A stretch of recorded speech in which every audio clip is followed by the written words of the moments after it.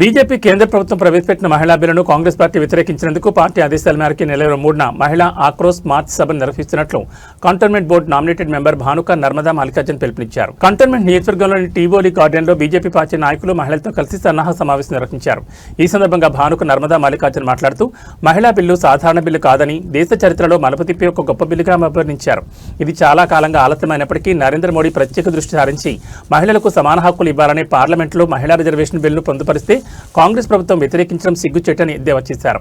75 సంవత్సరాల స్వతంత్ర భారతదేశంలో మహిళలు ఓటు వేస్తున్నారు, పన్నులు చెల్లిస్తున్నారు, దేశాన్ని ముందుకు తీసుకువెళ్లే దాంట్లో ప్రధాన పాత్ర పోషిస్తున్నారు. మహిళలకు అవకాశం ఇవ్వాలంటే ఎందుకు భయపడుతున్నారని అన్నారు. మహిళలకు రిజర్వేషన్ ఫలాలు ఇవ్వడం మీ ఇష్టం కాదు, భారత రాజ్యాంగంలోనే పొందుపరిచారని మరోసారి గుర్తు చేశారు. ఈ బిల్లుకు ప్రతిపక్షాలు మద్దతు ఇవ్వాలని, ఇవ్వకపోతే మహిళలకు వ్యతిరేకంగా చరిత్రలో నిలిచిపోతారని హెచ్చరించారు. ఈ నెల 23న నియోజకవర్గంలో జరిగే సభను పార్టీ నాయకులు, కార్యకర్తలు, మహిళలు ప్రతి ఒక్కరూ పాల్గొని విజయవంతం చేయాలని కోరారు.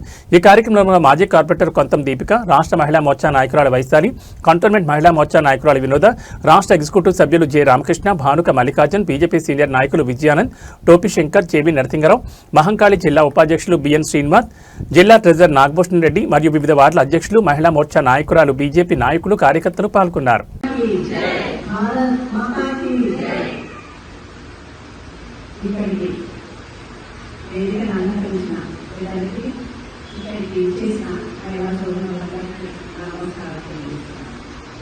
ఈరోజు మనం ఈ సభ ఏర్పాటు చేయడానికి కారణం దేశ చరిత్రలోనే దేశ ప్రధాని నరేంద్ర మోడీ గారు ప్రవేశపెట్టిన బిల్లు అమలు కాకపోవడం చాలా బాధాకరం.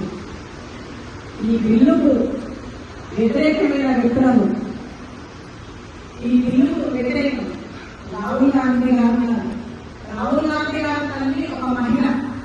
అంటే మహిళ లేని ఈ రోజు రాహుల్ గాంధీ గారు ఇక్కడికి వచ్చిన రాజకీయాలకు, అలాగే మన రాష్ట్ర ముఖ్యమంత్రి గారు ఓ మహిళ లేదే ఈరోజు ఆయన ఒక సీఎంగా ఉన్నారు.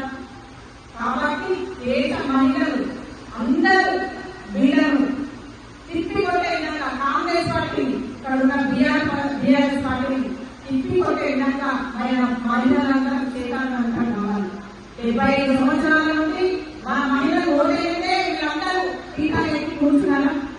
అంటే మహిళలు ఓటేయడం వల్లైనా మహిళలు రావచ్చా? చట్టసభలకి ఎమ్మెల్యేలుగా, ఎంపీలుగా, కార్పొరేటర్లుగా, వివిధ ప్రాంతాల వార్డుకు సంబంధించిన మెంబర్లుగా ప్రతిదానికి మహిళలకు అవకాశం ఇచ్చే దేశ ప్రధాని నరేంద్ర మోదీ గారికి వ్యతిరేకంగా ఉన్న ఈ పార్టీలందరినీ మనం రాబోయే రోజుల్లో తిప్పికొట్టాలని తెలియజేస్తున్నాం.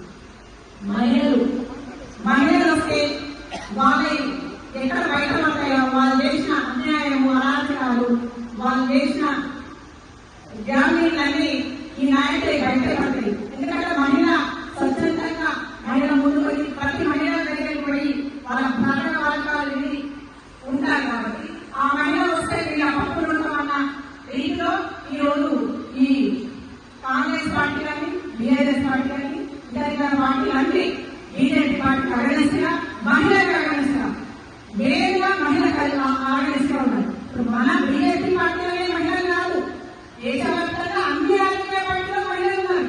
వాళ్ళందరికీ కూడా మీరు వ్యతిరేకమైతే కదా, వాళ్ళందరూ కూడా గుర్తించుకోవాలి. మహిళలందరూ మీరందరూ గుర్తించుకోండి. పార్టీలు వేరే కావచ్చు, మహిళలందరూ ఒకటే.